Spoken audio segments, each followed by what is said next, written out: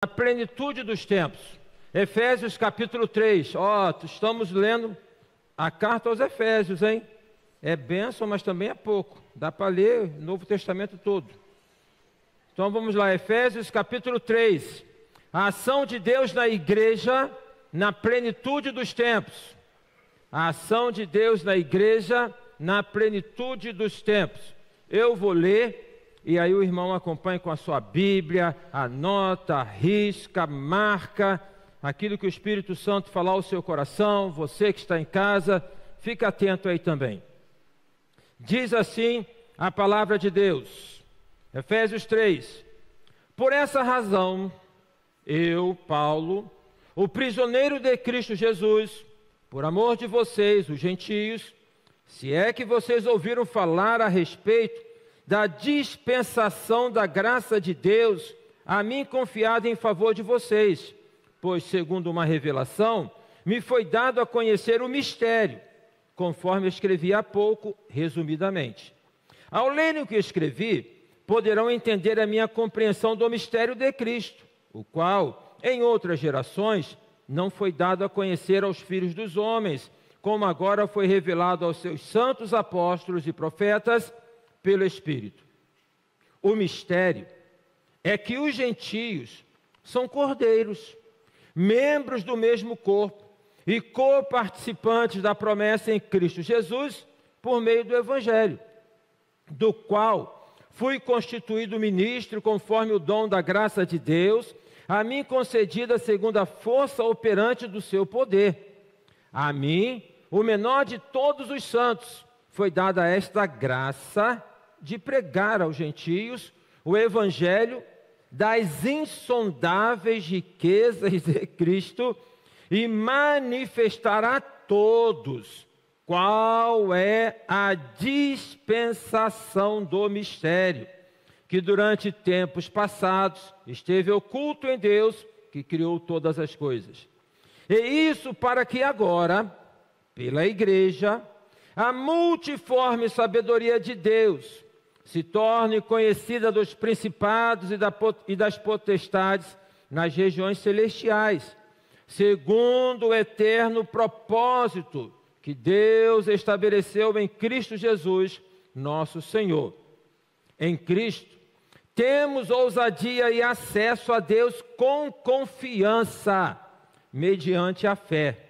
Portanto, eu peço que não desanimem por causa das minhas tribulações em favor de vocês, pois isso é motivo de honra para vocês.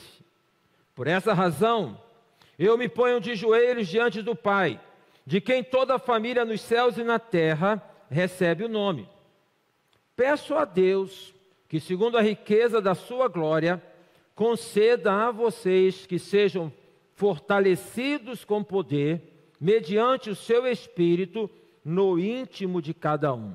E assim, pela fé, que Cristo habite no coração de vocês, estando vocês enraizados e alicerçados em amor.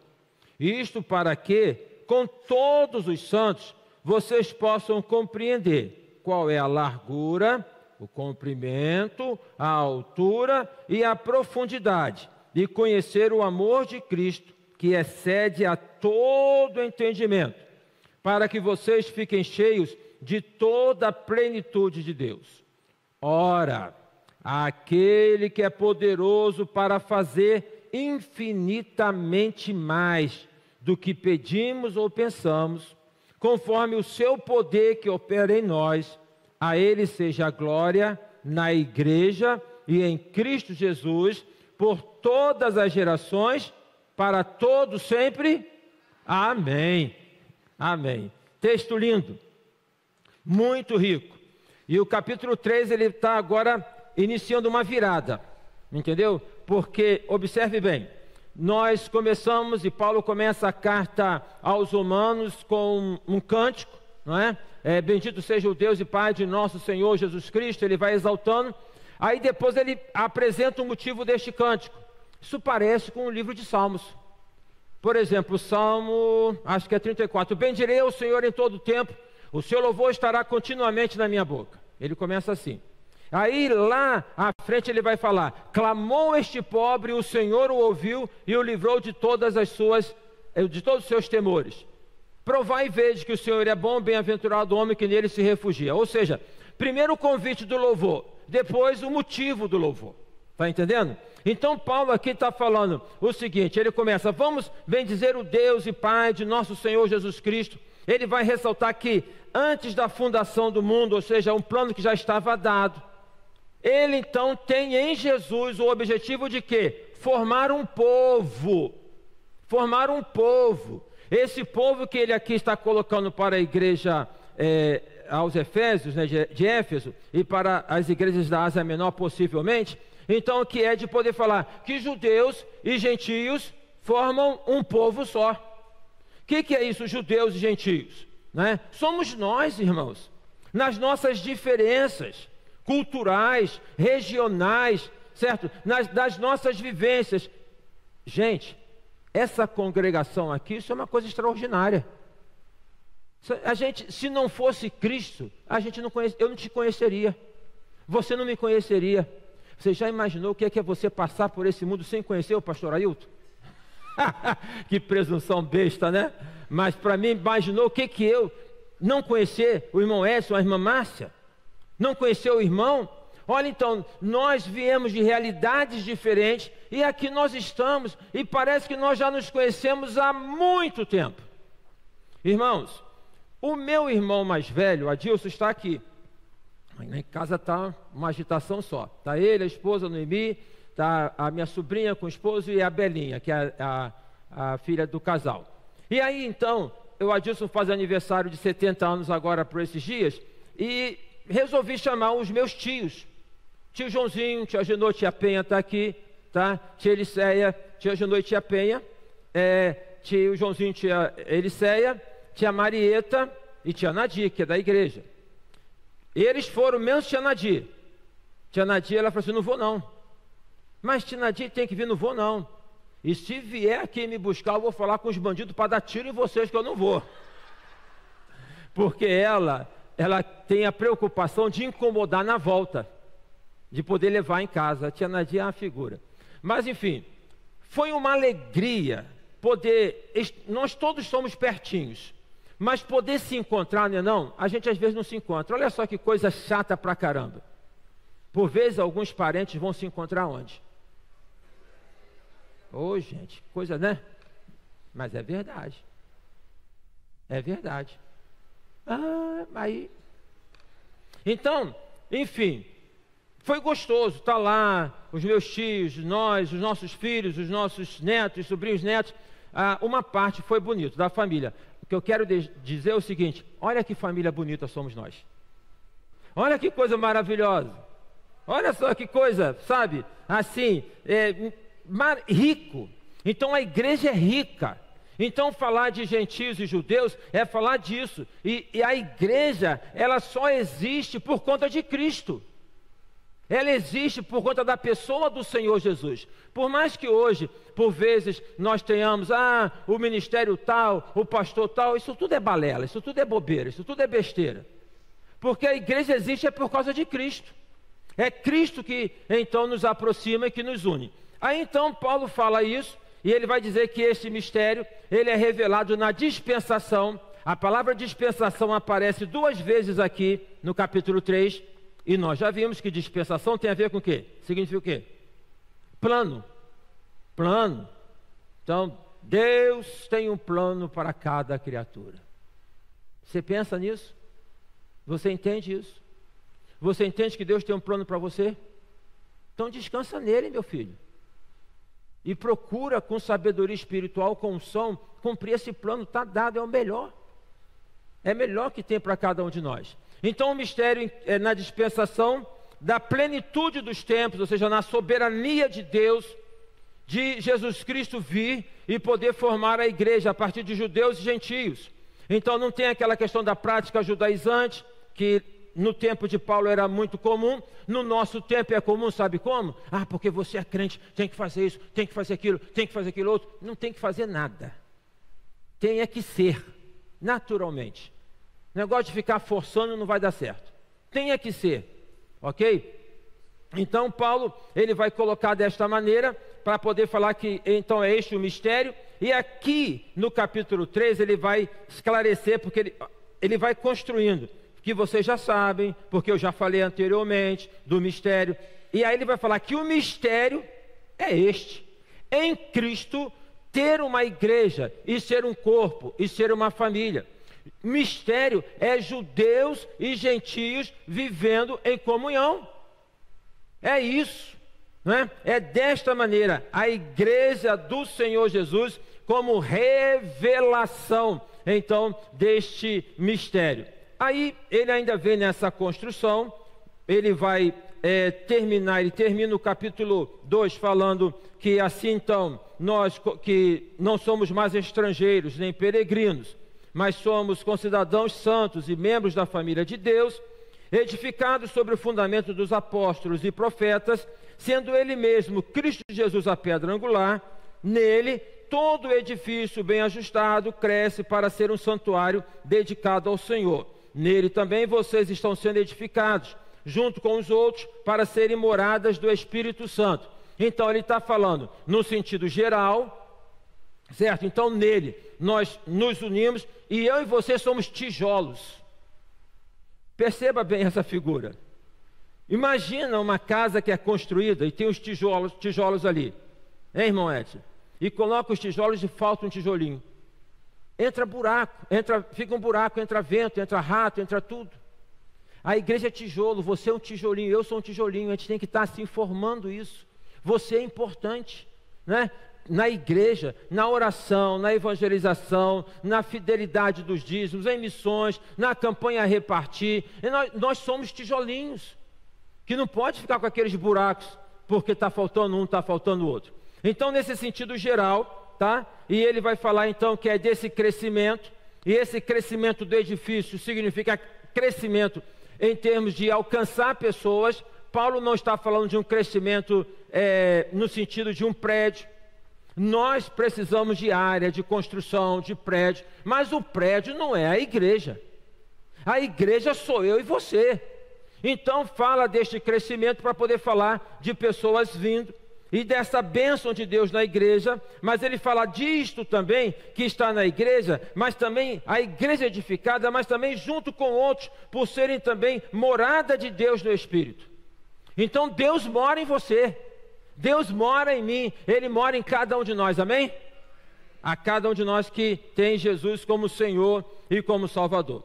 Aí, observe bem, e isso é dica na leitura da Bíblia, porque a leitura da Bíblia, ou a leitura de livros em geral, mas a leitura da Bíblia, tente marcar a virada ou a ligação do pensamento. O ponto, parágrafo. Então, ele diz assim, por essa razão, que razão? Está se referindo ao que veio anteriormente.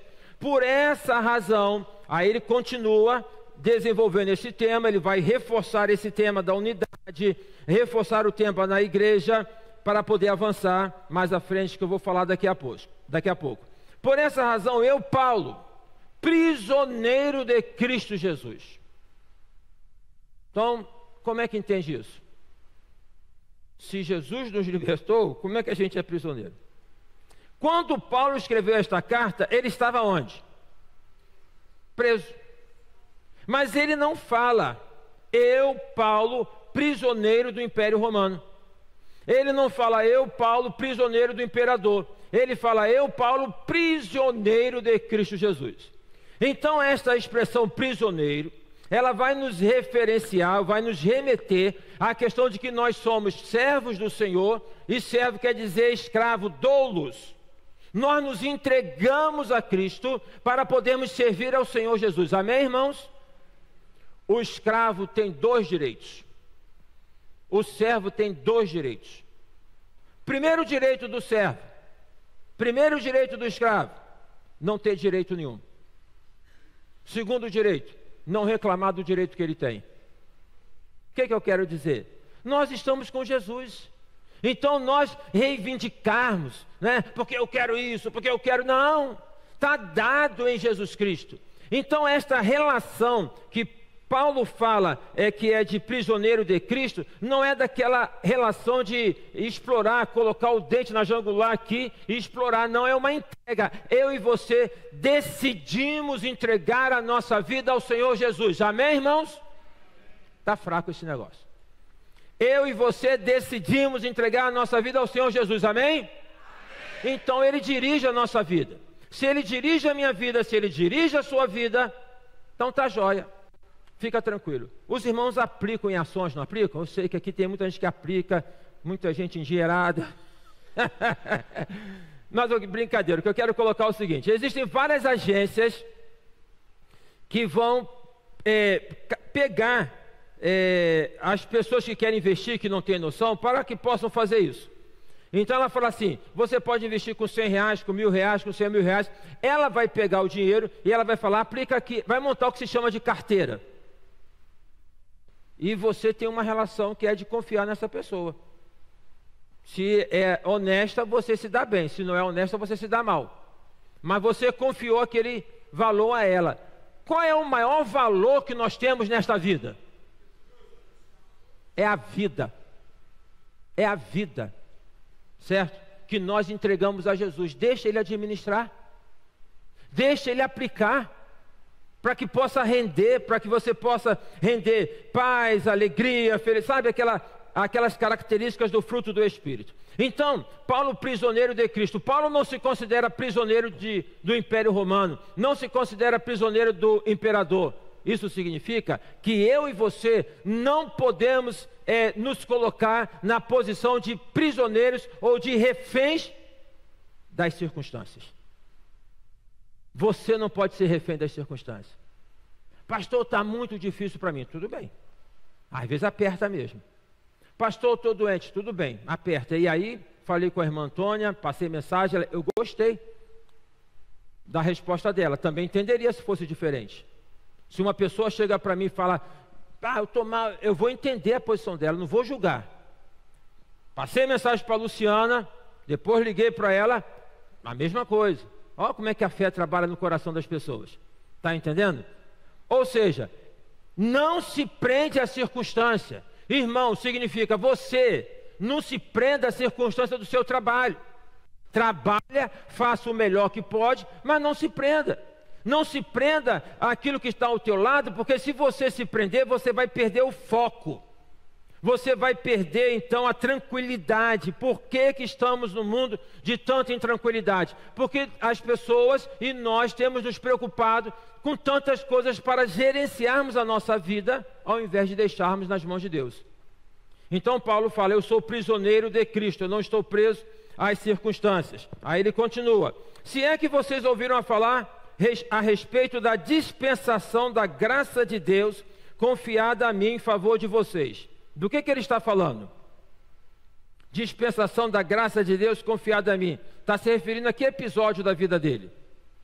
Ele está se referindo ao episódio da conversão dele. A conversão é um milagre, é uma coisa extraordinária, e o próprio termo já define isso. Por quê? Conversão tem a ver, você está nessa direção, eu estava nessa direção, no caminho do precipício, e caminhava para lá, caminhava para lá, caminhava para lá, até um certo ponto em que eu fui então tocado pelo Espírito Santo, que eu senti isso, e eu me converti. E aí eu passo a caminhar para cá. Isso é uma mudança radical. Não importa se você, porque eu fui ex-macumbeiro, eu fui ex, não importa essa questão. O importa é que se você tem convicção de que você é convertido. E a demonstração que você é convertido, que eu sou convertido, é que eu andava numa direção que tinha estas características, essas práticas, e agora eu ando numa outra direção. Isso que é a conversão, é o modo de nós podermos andar. Então Paulo fala dessa coisa maravilhosa, dispensação, ou seja, o plano de Deus. O plano de Deus, na minha salvação, na sua salvação. Os nossos irmãos e primos presbiterianos, na doutrina calvinista, eles vão falar da predestinação, né, que Deus então já sabe quem é que tem. Eu não vou entrar nesse mérito aqui dessa questão, tá? A nossa compreensão é a onisciência de Deus, que Deus conhece todas as coisas, sabe de todas as coisas e oferece o evangelho para todos, mas nem todos recebem o evangelho.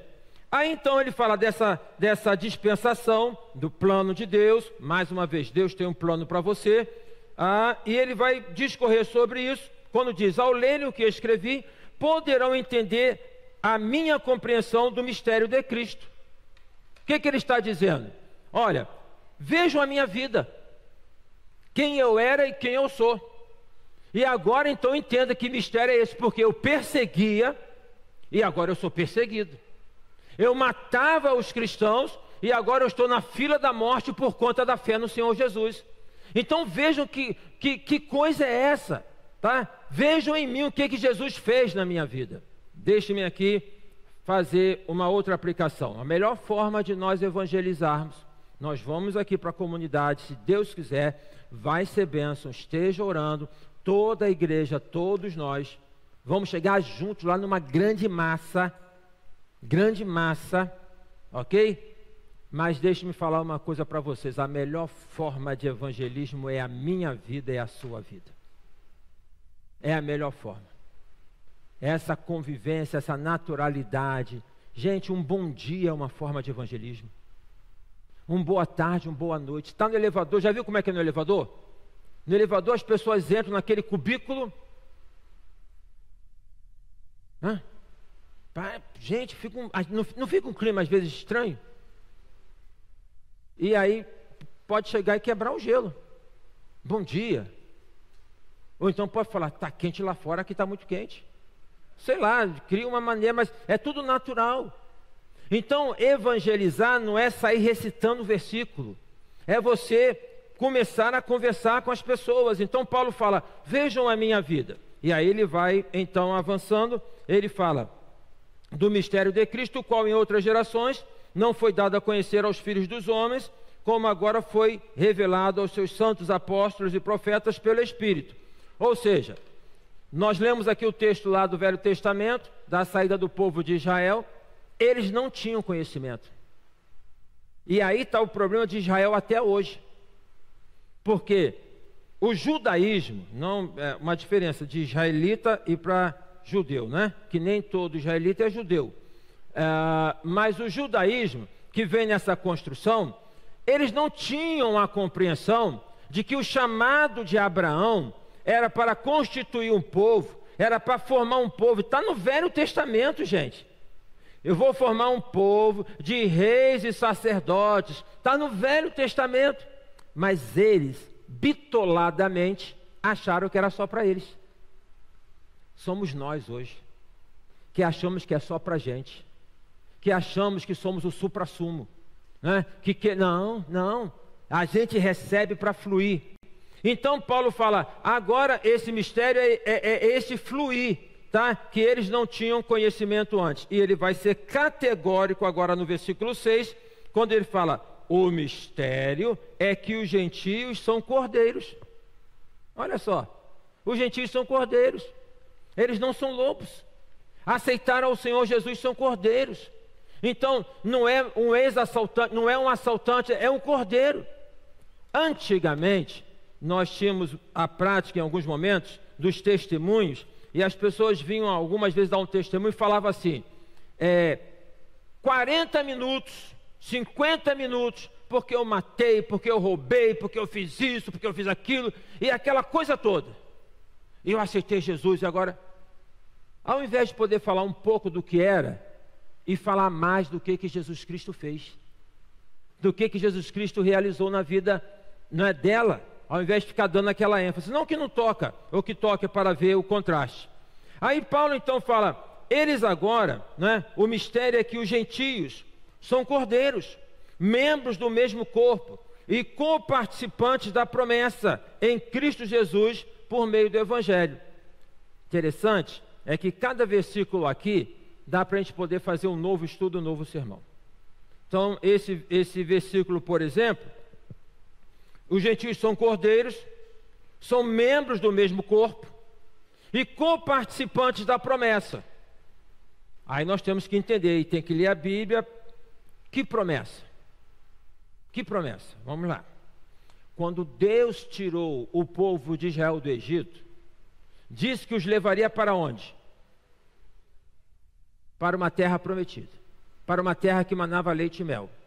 E o povo foi nessa expectativa, né, nesse movimento, ok? Esta terra prometida, física, lá dada no Velho Testamento, representa o que hoje? Que terra prometida é essa hoje? O que é? É o céu, minha gente. É a eternidade. Não é mais um espaço físico, não é mais um espaço geográfico, é a eternidade. Então esta promessa, ela foi estendida às pessoas, gentios, tá? E esta promessa, ela é muito mais abrangente do que está no lugar. Irmão, não há problema algum em você melhorar de vida, pelo contrário, Deus te ajuda a melhorar. Aumentar teu salário, comprar, fazer, não tem problema algum. Não tem problema algum. Mas lembre-se de uma coisa, né? No céu não entra tijolo, não entra ladrilho, não entra carro do ano, não entra mansão. Está entendendo? E a Bíblia fala, Jesus fala, que não devemos juntar tesouros na terra. Então, a questão é de podermos olhar para a frente do que Deus tem prometido, e podemos fazer isso um recurso para avançar. Existem interpretações equivocadas. Por exemplo, eu tenho uma terra prometida, o céu que é o melhor lugar, essa vida não presta. Isso é verdade? Porque eu sou crente e você despreza essa vida, você despreza as bênçãos de Deus para você agora. Despreza, então não despreza a vida, irmão. E não desprezar a vida não é ficar afoito querendo fazer coisas, é poder saber que Deus tem um plano, deixa nas mãos dele e faz o que Jesus disse, um dia de cada vez. Né? Fala assim, pastor Ailton, faz um dia de cada vez. Porque eu, como você, quero fazer em um dia um montão de coisa. E quero trazer de amanhã para hoje. Então é esta a questão. Agora, quando nós temos a garantia da eternidade, então pensa assim, a eternidade está lá, eu estou aqui.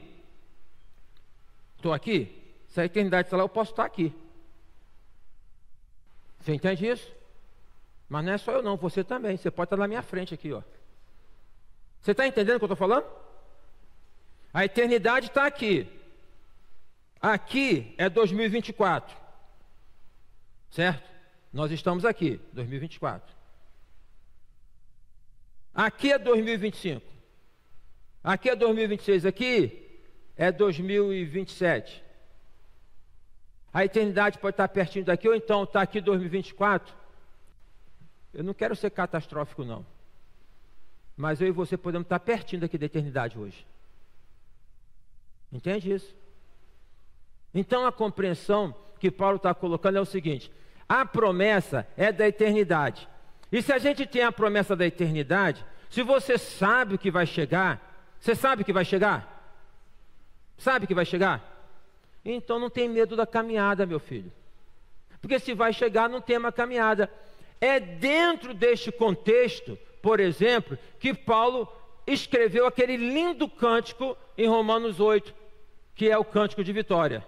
Como é que é?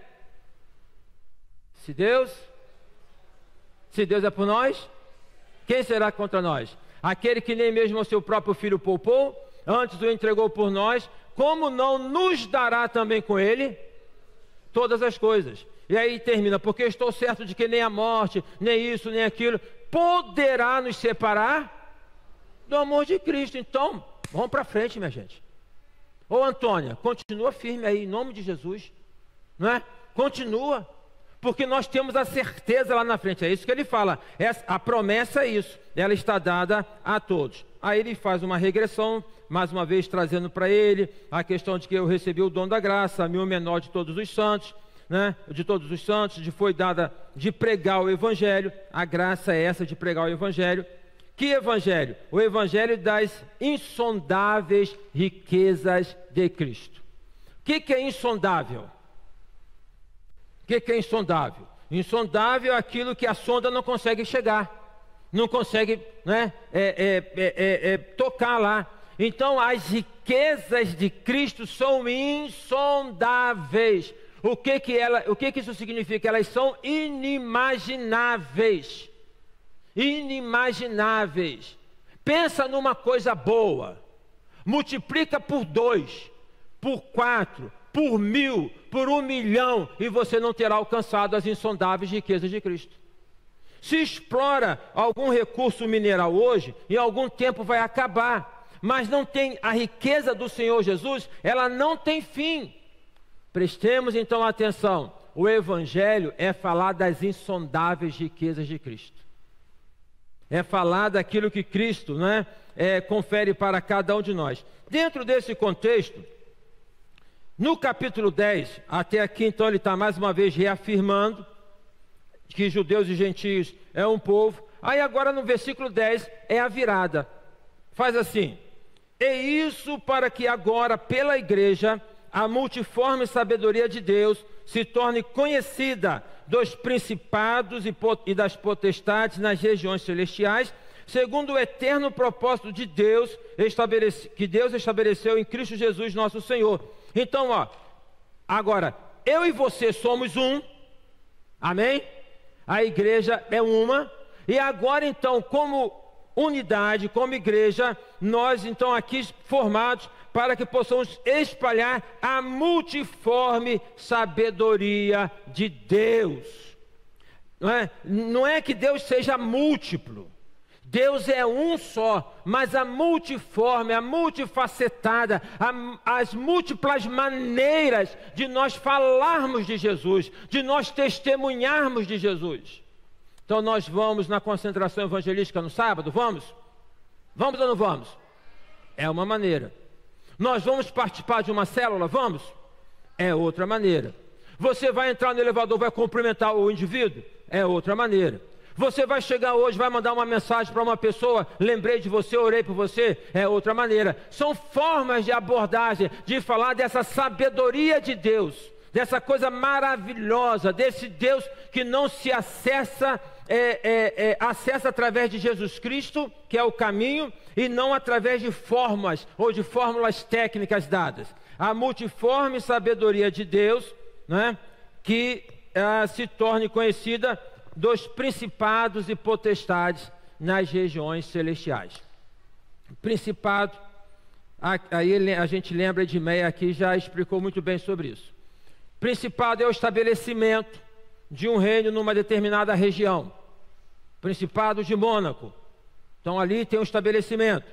Potestade é a dimensão do espiritual na vida de pessoas que estabelece um principado. Nós vamos lá na concentração, nós vamos para o local que tem um principado e que tem uma potestade. O Rio de Janeiro, ele está culturalmente dentro de um contexto de principado e de potestade. Todas as cidades estão. Mas deixe-me falar, o estado do Rio de Janeiro, a cidade do Rio de Janeiro é maravilhosa geograficamente. Não tem lugar no mundo, eu não conheço o mundo, mas pelo que se diz e pelo que nós conhecemos do Rio, você sai daqui, tu está na Zona Sul, tu vai para a praia, você pega aquele caminho do Grumari, é uma coisa linda, você sobe o alto da Boa Vista e vê, vai daqui para o estado, vai para Petrópolis, vai para Teresópolis, vai para Friburgo, vai para a região dos lagos, vai para Cabo Frio, vai para aquele lugar que tem as águas mais limpas, né? Arraial do Cabo, vai Ilha Grande, tem tantas coisas. Mas o nosso estado está muito mal das pernas. O Rio de Janeiro é muito mal falado. E nós sabemos disso. A potestade que gira em torno do Rio de Janeiro tem a ver com uma expressão que fala carioca é malandro. Viu? Carioca é malandro. Carioca é esperto. Carioca é esperto. Carioca é... A malandragem e a esperteza tem a ver com uma potestade que se chama Zé Pilintra, que é aquele homem de terno com bonezinho, que é um malandro. Então tem isso que vai culturalmente, espiritualmente invadindo, sabe? E que cria, então, essas resistências. O que aqui está sendo dito é o seguinte: pois bem, vamos lá. Em Cristo, na dispensação da plenitude dos tempos, foi revelado o mistério de formar um só povo, que é a igreja, que tem agora de levar essa multiforme sabedoria de Deus, que é a proclamação do Evangelho do Senhor, das riquezas insondáveis, e que isso é proclamado até aos principados e potestades. Duas coisas. Primeiro, o inimigo sabe. O inimigo, o diabo sabe do fim dele, tem conhecimento da vida de Cristo.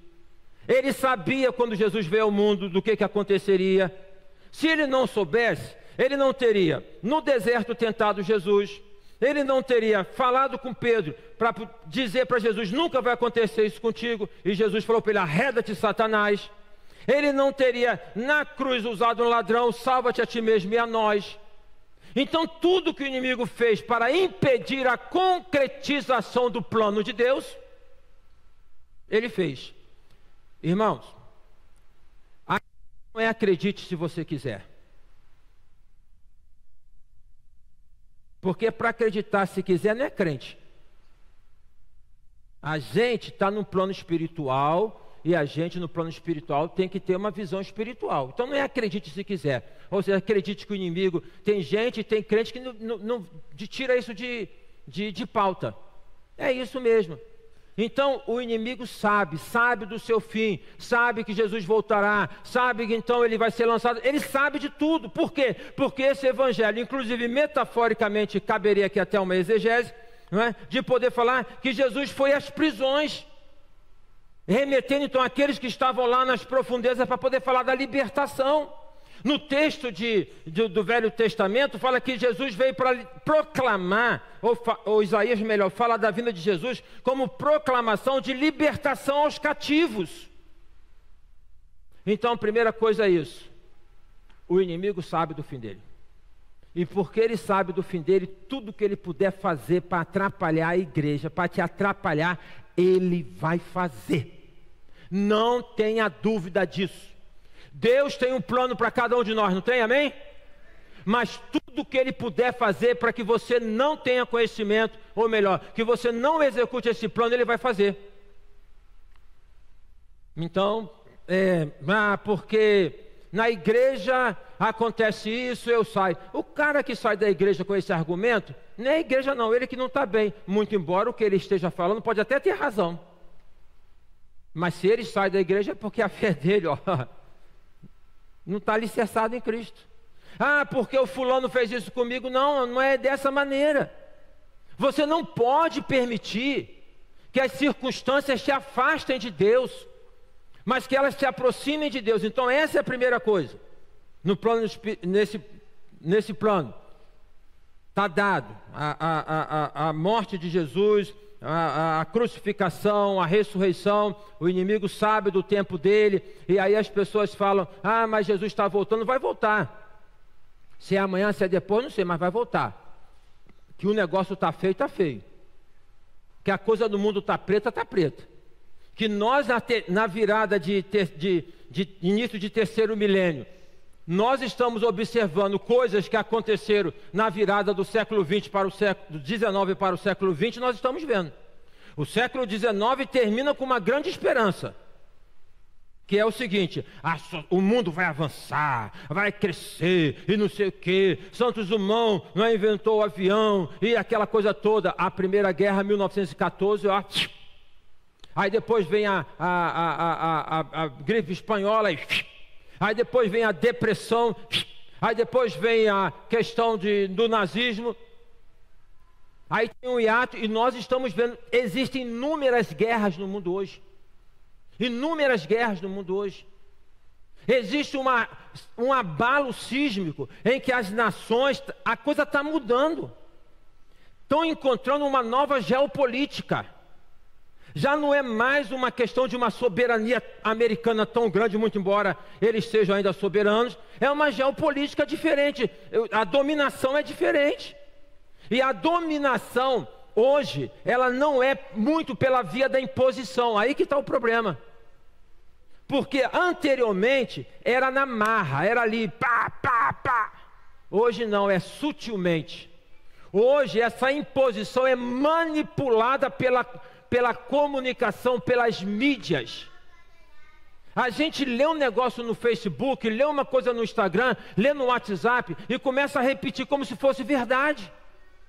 Pode até ser, mas a maioria não é. E nós estamos vendo isso. E não tem a ver com capitalismo, não tem a ver com comunismo, não tem a ver com esses ismos. Tem a ver com o homem que gosta de poder, que gosta de dinheiro, que gosta de dominação. Tem a ver com isso. Tá? O capitalismo concentra poder, mas o comunismo também concentra poder. Aplica-se o que está na Bíblia: não poder servir a Deus e a Mamon. E a gente fica discutindo essas coisas assim. Pois bem, na segunda vertente, então, é isso: pessoas sem a compreensão de Deus, sem o temor de Deus, colocadas nas funções de responsabilidade. São os líderes mundiais, são nossos governadores, são nossos prefeitos, é o nosso presidente, é Câmara dos Deputados, é Senado, é domínio de principados e potestades. Entenda, não são as pessoas, não é a questão do A, B ou C, mas daquilo que está na cabeça do A, B ou C. Entendem isso? É a forma. O inimigo, ele é espírito, e ele se vale de pessoas para poder se materializar ou materializar aquilo que ele tem para fazer. Então o que Paulo está dizendo é o seguinte, aí é a grande virada: formou uma igreja para poder ir pregar o evangelho e avançar. A igreja é a maior força do mundo na terra. É a maior força do mundo na terra. Não vamos ficar com medo de nada, porque a igreja em Jesus, ela é invencível. Invencível. E nós temos relatos históricos que provam isso, e nós temos a Bíblia que mostra isso. É só ler o Velho Testamento, é só ler o Novo Testamento, a gente observa isso. A igreja de Cristo é invencível. Pode levantar, pode perseguir, pode falar que não é, mas ela vai seguir caminhando. O que não quer dizer que a gente queira que essas coisas aconteçam no nosso meio, mas é poder saber que se acontecer. Pois bem, dito isso, versículo 14, olha só, ele terminou agora um outro parágrafo. Ele fala: por essa razão. Então, no versículo 1, por essa razão, fazendo referência ao capítulo 2, da formação do gentios e judeus numa coisa só. Agora, no capítulo 3, por essa razão, é sedimentação dessa ideia, mas avança falando que a igreja, ela tem essa responsabilidade de ir. Meus queridos e meus amados irmãos, vamos cumprir a nossa missão. Irmãos queridos, vamos cumprir nossa missão. Vamos trazer pessoas para Cristo, vamos testemunhar. Trazer não é amarrar, não é forçar, é relacionar. Vamos, sabe, se a gente tiver que mudar isso aqui para trazer pessoas para Cristo, a gente muda. Se tiver que mudar esse púlpito daqui, a gente muda. Se tiver que tirar essa letra daqui, a gente tira. O que a gente não pode mudar são as bases doutrinárias, é tirar a pedra angular. O resto, a estética, não tem problema. Não tem problema. O que Paulo fala: eu me fiz de louco para ganhar os loucos, judeu para ganhar os judeus, fiz de tudo para poder alcançar alguns. O problema, sabe qual é? É que nós queremos que as pessoas venham do nosso jeito. A gente quer que elas já venham arrumadas, cheirosas, bem comportadas, sem pecado. A gente quer assim. A gente, sabe, não tem muita compreensão de que a pessoa vem para Cristo cheia de carrapicho, né? Cheio de problemas, cheio de dificuldades, e que nós vamos então, Cristo trabalhando nela em conjunto. Dito isso então, nessa responsabilidade, agora Paulo fala: agora eu tenho algo a dizer, que é o seguinte: por essa razão eu me ponho de joelhos diante de vós, diante do Pai. O fariseu e o publicano orando. Lembra dessa oração, fariseu e publicano? O fariseu estava orando aonde? Estava orando em casa, no quarto? Estava na esquina. Estava na esquina que você pode ser visto de vários lugares.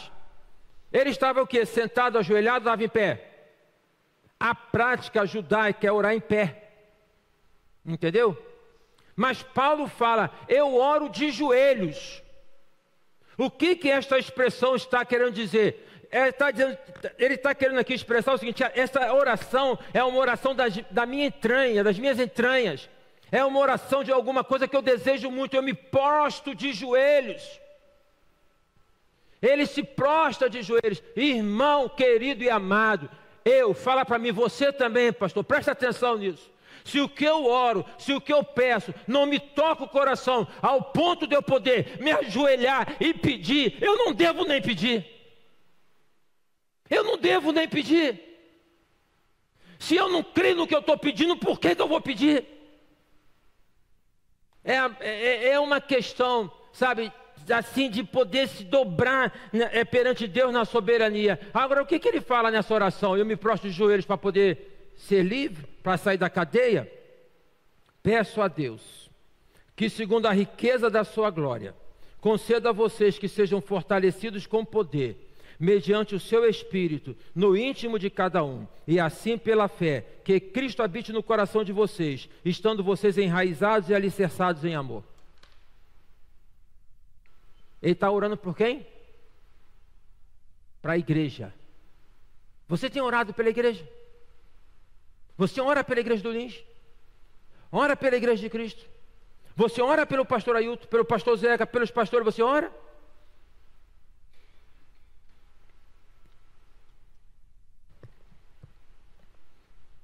Peço a Deus que conceda a riqueza da sua glória, que segundo a riqueza da sua glória, ou seja, do que Deus tem poder, conceda a vocês que sejam fortalecidos no poder.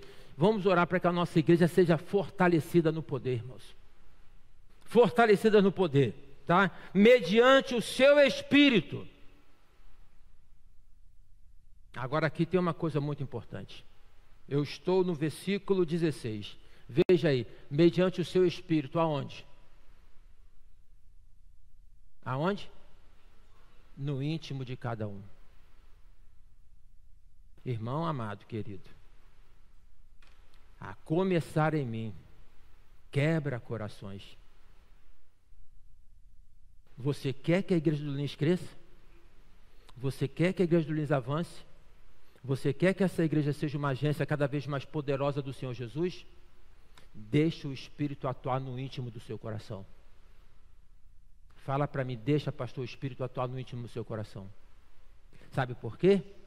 A nossa tendência é sempre falar, é por conta disso, é por conta daquilo, é por conta do outro, e a gente sai fora. Nós somos bons para vermos o cisco no olho do irmão, mas não vemos a trave no nosso olho. Não é deixar passar batido o pecado, essas coisas não é isso não. Mas é poder no íntimo. Como é que eu cresço no íntimo, irmão? Está dado, lendo a Bíblia, orando, buscando a Deus. Cresça no íntimo, irmão. Irmãos queridos e amados, eu fazendo os exames aí a médica pediu lá, aí falou, isso aqui está meio fraco, isso aqui está meio fraco, isso aqui está meio fraco. Estou que nem aquela galinha, estou fraco, né? Aí vamos passar aqui uns remédios para poder fazer potencializar um pouco disso. Porque a gente é assim, a nossa composição orgânica tem essas coisas aí que os médicos entendem, tudo. E não adianta ficar só tomando remédio para poder combater a infecção, tem que fortalecer por dentro. Para nós sermos melhores, nós temos que fortalecer o nosso homem interior, íntimo de cada um. A igreja começa em você.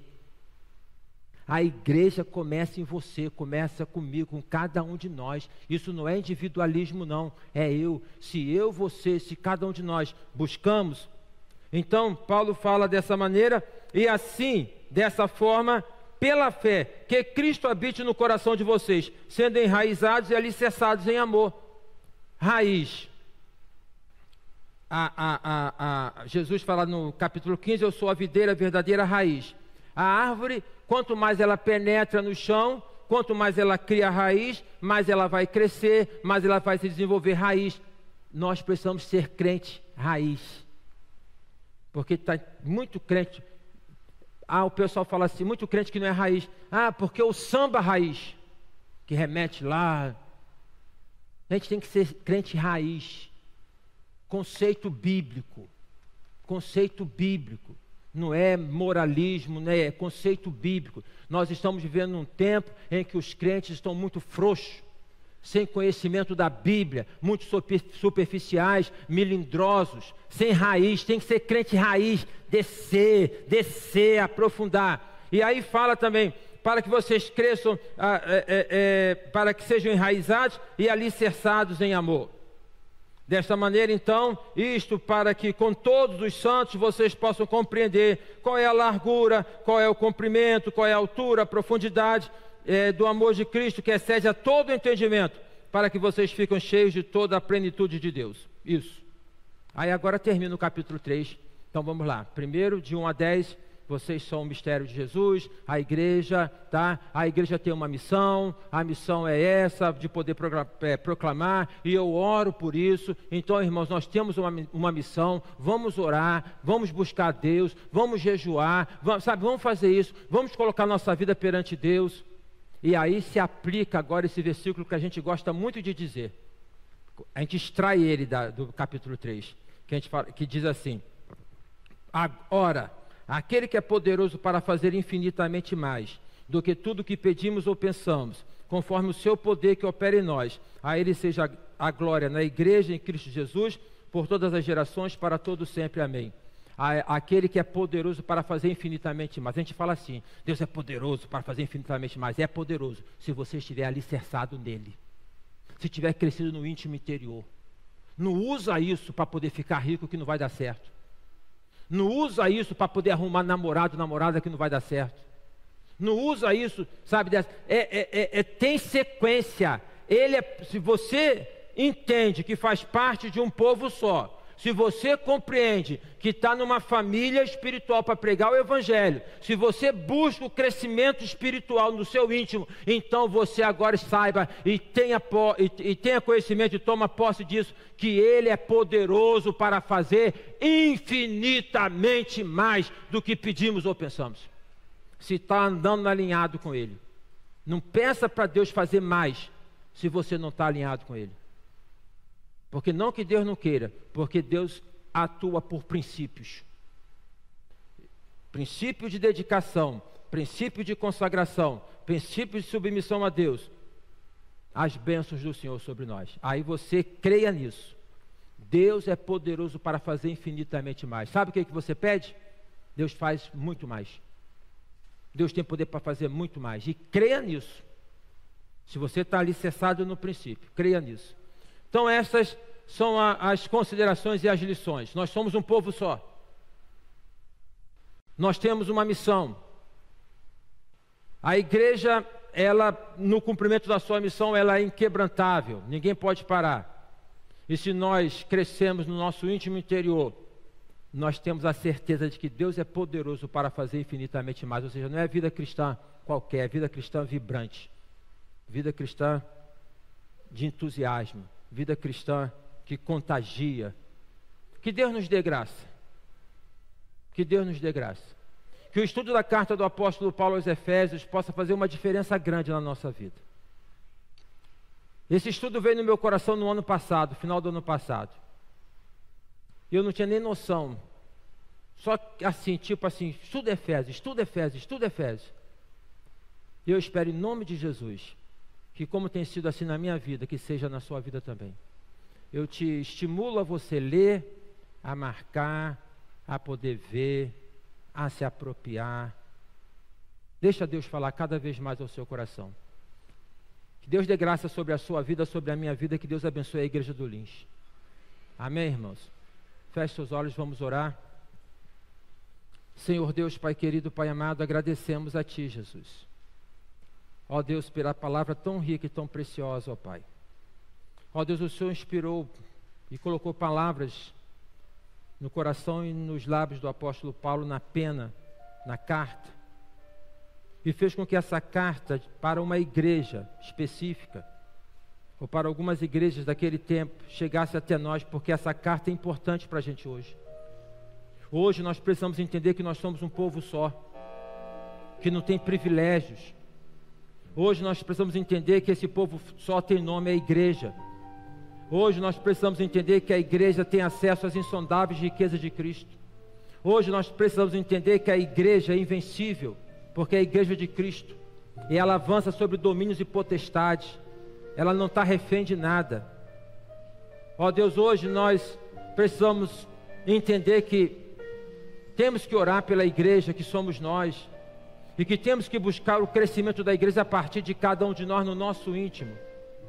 E à luz dessas considerações, entendermos, ó Pai, compreendermos que se nós andamos alinhados alinhados com Teus princípios, então crê que o Senhor é poderoso para fazer infinitamente mais do que pedimos ou pensamos. E aí, nesse sentido, eu peço que o Senhor contemple os desejos íntimos e legítimos dos meus irmãos, das Tuas ovelhas confiadas a mim, ó Deus, e que cada um de nós possamos ter esse exercício de fé. Eu oro, nós oramos, em nome de Jesus. Amém e amém.